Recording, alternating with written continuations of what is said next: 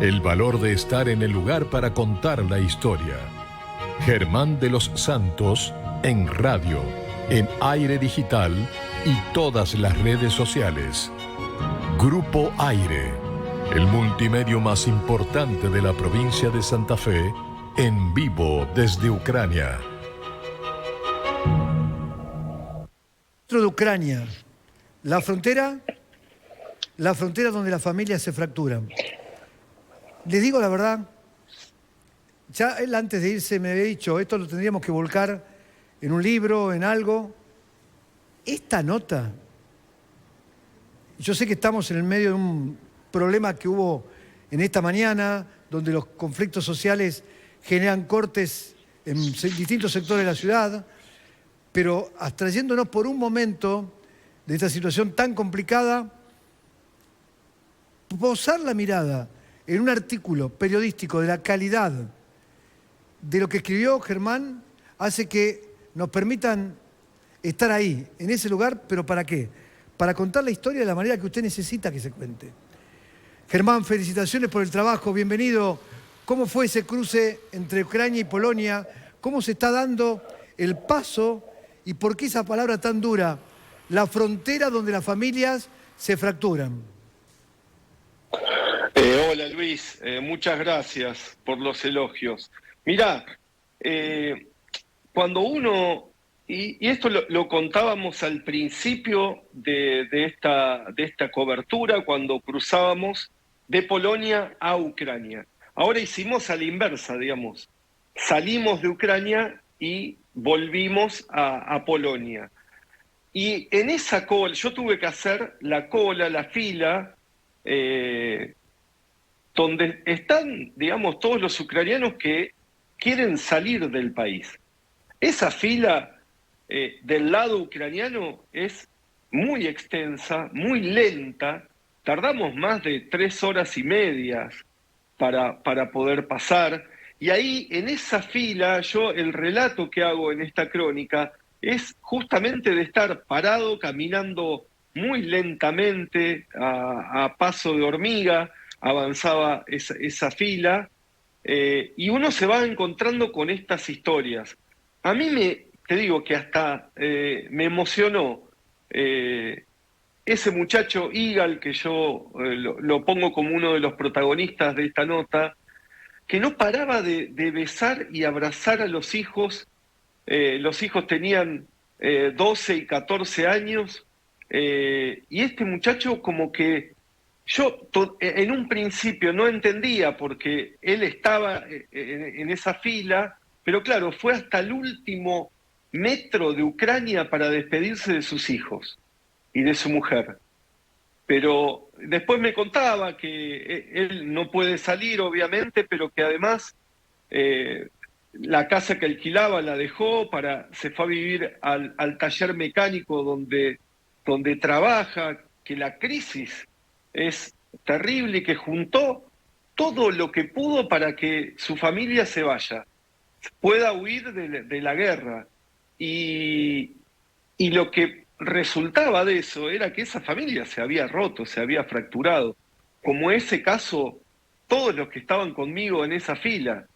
La verdad que es, ya lo habíamos visto cuando llegamos, pero cuando nos vamos, volvemos a tener esa imagen y es el resultado de la guerra, en definitiva. Más allá de los soldados muertos, de las ciudades bombardeadas, es la fractura social, cómo toda esa gente va perdiendo los vínculos que son lo esencial en la vida, digamos, básicamente. ¿Qué diferencia encontraste hace 3 semanas atrás cuando cruzaste de Polonia a Ucrania y que me acuerdo te encontraste con ese señor que yo no sé si al final te despediste de Dina y quedaste en volverse a hablar o en volverse a encontrar alguna vez?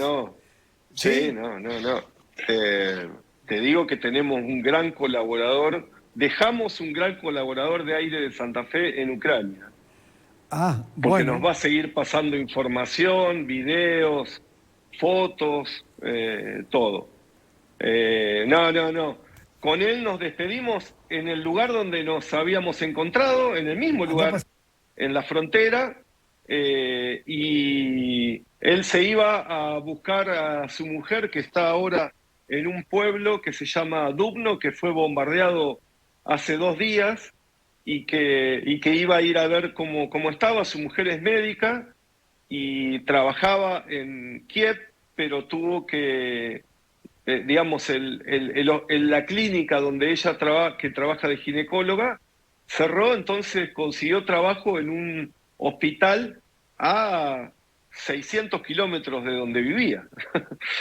Eso también son las cosas que va generando todo esto, en lo económico, la subsistencia, y este hombre, Dima, que nos ayudó muchísimo, también, porque él no tiene trabajo en este momento. Él es fisioterapeuta y todo lo que son tratamientos médicos, todo lo vinculado a la medicina, está todo totalmente paralizado en Ucrania, porque están en medio de una guerra. Yo lo hacía el paralelo con la pandemia, cuando estábamos en el pico de la cuarentena, que nadie se iba a atender a los hospitales y a los sanatorios por sus, digamos, tratamientos crónicos o problemas de salud, porque la pandemia acaparaba todo. Bueno, acá es básicamente la guerra que paraliza absolutamente todo, y hay mucha gente que queda sin trabajo.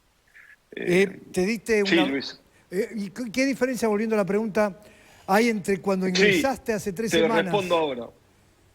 Mirá, yo vi menos gente saliendo, incluso en el lugar ya del lado polaco, donde están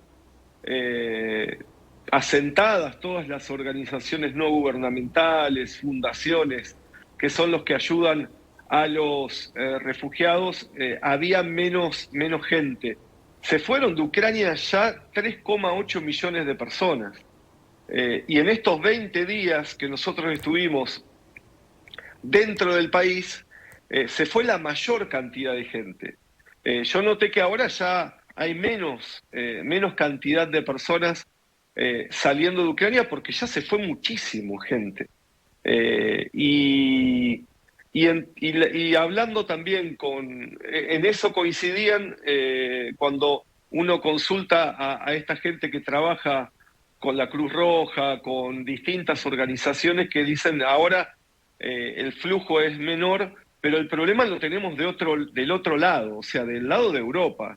Europa tiene ahora un problema gravísimo con estos casi 4 millones de personas que salieron de Ucrania y que no tienen trabajo, no tienen seguridad social ni servicios de salud, y que en Polonia, por ejemplo, está desbordado, ya no tiene más capacidad para albergar a la cantidad de refugiados que hay en este país. Moldavia, que está al lado, también hay muchos que están emigrando, y eso me hacían hincapié, a Alemania, que es el que está recibiendo refugiados por ejemplo, tienen un estatus de asilados políticos, con lo cual la cuestión de los papeles es mucho más sencilla para poder quedarse y en algún momento poder tener un trabajo. Pero sobre todo lo que atraviesa esto, Luis, es la incertidumbre, porque la mayoría de la gente que sale y con la que yo charlaba en esa fila muy lenta y bastante engorrosa, digamos, porque no avanzaba nunca, es que la gente quiere volver a su país, pero obligadamente se tiene que ir. A ver, la sensación con que vos veías ese instante era de que había una probabilidad, hay una esperanza, o es solamente resignarse a soñar con algo que está muy lejos de que pueda ser ahora, en 1 año o en 2, porque está devastada, quedó devastada en un montón de ciudades. ¿Ellos son conscientes? Sí. ¿Son conscientes? No, sí, pero yo me pongo del otro lado y me pongo yo en ese lugar. O sea, imaginemos un momento que de un día de horas para otro, vos, yo, todos en el estudio nos tenemos que ir de la Argentina. Es terrible, Luis. Y uno, por más que los problemas que haya en tu país, que esté devastado por la guerra, pero uno quiere volver porque son sus raíces. Uno tiene su vida afectiva, su vida social, y todo eso se rompe ahora. Y bueno, yo creo que eso es la consecuencia más demoledora de esta guerra, ese éxodo de casi 4 millones de personas, más allá de toda el impacto a nivel económico, social y de la infraestructura de ciudades que quedaron arrasadas. O sea, la capital de Ucrania, Kiev, está perforada por los bombardeos. Es una ciudad que cambió totalmente, yo no lo puedo decir, pero sí los que viven ahí que te dicen es otra ciudad. Y bueno, todo esto son partes de ese rompecabezas que fuimos armando en esta cobertura de contar como las distintas partes de una guerra que no es solo militar, sino que es mucho más profunda. La gente, el ucraniano, termina por tener una sensación de odio, de bronca, fastidio. ¿Cuál es el término exacto para hablar sobre los rusos? Mirá, acá hay un resentimiento contra los rusos histórico. En el año 1931 y 1932 murieron, o sea, nunca se pudo establecer el número exacto, pero murieron entre 1,8 y por lo menos 5 millones de personas de hambre, Luis. Durante el stalinismo, estaba Stalin, era la Unión Soviética, y ahí hubo una represalia contra los productores agropecuarios de Ucrania. Ucrania era el país más fuerte a nivel productivo de la Unión Soviética, y no querían que se colectivicen las tierras. O sea, que las tierras privadas pasen a ser del Estado. La represalia de Stalin fue matarlos de hambre. Digamos, esto recién ahora, se está logrando estudiar y establecer, porque Rusia nunca quiso dar información y los archivos históricos sobre este fenómeno que se llamó Holodomor, que es la muerte por inanición. La gente estaba encerrada en sus casas y moría de hambre. Bueno, esta historia en los ucranianos, imagínate, es un genocidio, se lo considera un genocidio. Por eso te digo, hay una historia detrás y con los rusos que es muy profunda en Ucrania. Y por más que hayan sido formado parte de la Unión Soviética, a partir del año 91, cuando se fracciona y se rompe en Ucrania, la Unión Soviética duró 2 años más, y la relación con los rusos siempre fue, incluso hasta en la época de apertura económica, fue muy compleja. Las privatizaciones que hubo acá en Ucrania en todo ese periodo de apertura, con niveles de corrupción increíbles, fueron también los rusos. Entonces hay una relación y un resentimiento muy fuerte, muy fuerte. Una última pregunta. Estamos en vivo desde Ucrania con imagen. Esto es lo que logramos. Ser uno de los únicos medios del interior, tres que tienen permanentemente imagen en vivo del interior del país, y eso nos pone muy felices de haber hecho un trabajo tremendamente valioso con Germán de los Santos en Kiev, en Lviv, en la frontera, en Polonia, en Ucrania.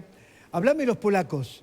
Explícame cuál es la sensación que tiene Polonia, si no siente que en cualquier momento se puede llegar a dar un ataque posterior, o quedan muy limitados ahora que Rusia ya puso sus pies sobre Ucrania? ¿Empieza el polaco a sentir alguna sensación distinta? Sí, y mira, hay otro detalle que después lo vamos a escribir también para Aire Digital, que eso no lo vi cuando fui desde Varsovia hacia Médica, la frontera, e ingresé a Ucrania, que son la cantidad de soldados y de marines norteamericanos que hay en toda esta zona.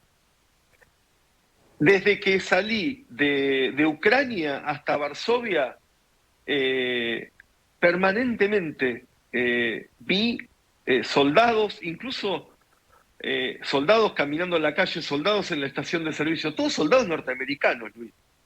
Porque Estados Unidos ha hecho un despliegue de fuerzas muy fuerte a toda esta zona, porque la OTAN no está involucrada en la guerra, y calculo yo que no lo va a estar, pero tienen que estar prevenidos también. Y la imagen es muy fuerte de la cantidad de soldados norteamericanos. Eso, para responderte la pregunta, hoy en la calle veía polacos pidiéndole a los soldados norteamericanos sacarse fotos en la calle. Y el polaco... Los polacos pidiéndole a los soldados militares norteamericanos sacarse fotos. Sacarse fotos en la calle, como si fuesen héroes, digamos. Una imagen así tienen los polacos, que también tienen una historia. Bueno, Varsovia es para otro capítulo, digamos, sobre todo vinculado con la Segunda Guerra Mundial. Y entra a jugar esto, la historia también, que los polacos, el 75% de la ciudad de Varsovia fue destruida en la Segunda Guerra Mundial. Imagínate ahora tener una guerra al lado. Por más que haya otras generaciones, digamos, la generación que vivió la Segunda Guerra, muchos ya o son gente muy mayor o muchos murieron. Pero queda en la historia eso, y tener una guerra al lado está muy comprometido en ese sentido el ciudadano polaco y el gobierno polaco también, que ha jugado muy fuerte. Hace 5 días Joe Biden, el presidente norteamericano, estuvo acá reunido con otros representantes de la OTAN y con el presidente de Polonia, porque Polonia en este momento es un país clave para no solo abastecer a Ucrania, sino para recibir todo este problema del éxodo que está generando la guerra. Bueno, última parte. Mientras tengo detrás mío las imágenes de cómo la gente va pasando, le cuento a los que no nos ven, cómo la gente va pasando. Hay como es como una pequeña calle donde hay puestos sanitarios, hay venta o a la gente se le entrega algo caliente, comida. Esto es en la frontera. ¿Qué es? Sí, parece que son puestos de venta de cosas, pero en realidad es todo lo que hay en esos puestos se lo regalan a la gente, se lo dan. Pero hay cosas hasta estrambóticas. Hay un puesto de pizzas italiano, que hay unos muchachos que amasan pizzas y les dan esa pizza caliente cuando la gente va entrando a Polonia, o reparten comida para perros, por ejemplo, porque hay muchísima gente que trae las mascotas. ¿Las mascotas? Y les dan, claro, las mascotas. Ahí está, justo perros, hay un perrito. Gatos. Ahí estamos justamente viendo una imagen de un perrito color marrón. Exacto. Bueno, sensaciones que solamente el estar en el lugar nos permitieron contar esta historia. Desde Ucrania, 3 semanas consecutivas en Kiev con los bombardeos, en Lviv con los ataques, recorriendo rutas, días interminables, comiendo una caballa. Me acuerdo el día que contaste que comiste una lata de caballa. En un día y medio, creo que lo único que habías comido era eso. Sí, ahora lo estoy recuperando. Ahora te estás comiendo todo. tantas historias maravillosas y duras y tristes, y sonrisas porque hubo una mezcla de todo. Así que mañana hacemos el contacto nuevamente desde donde estés, Ucrania, ya en Polonia, para seguir de cerca esta guerra que vivimos en primera persona, que fuimos los primeros en llegar en todo el litoral argentino y uno de los 3 medios del interior. Gran abrazo, Germán. Un abrazo, Luis. Hasta mañana. Con el título, ¿podemos poner la nota? Aire en Ucrania, el último metro de un país en guerra, la frontera donde las familias se fracturan. ¿Por qué? Es el papá que lleva a sus hijos menores de 18 años, los abraza, los mira, levanta la mano, empiezan a llorar y empieza a fracturarse la familia. Porque de un lado quedan los hijos. Porque ¿qué ocurre? Los de 18 a 60 años tienen que quedarse porque en cualquier momento los llaman a combatir. Entonces, ¿los papás qué hacen? A los hijos menores de 18 años le dicen, váyanse, porque acá una bomba los puede matar. Esas familias fracturadas, esas historias de vida que cuando volverán a cicatrizar, las contó Germán, en vivo, por aire. El multimedio más importante de la provincia. Ya vuelvo enseguida. El valor de estar en el lugar para contar la historia.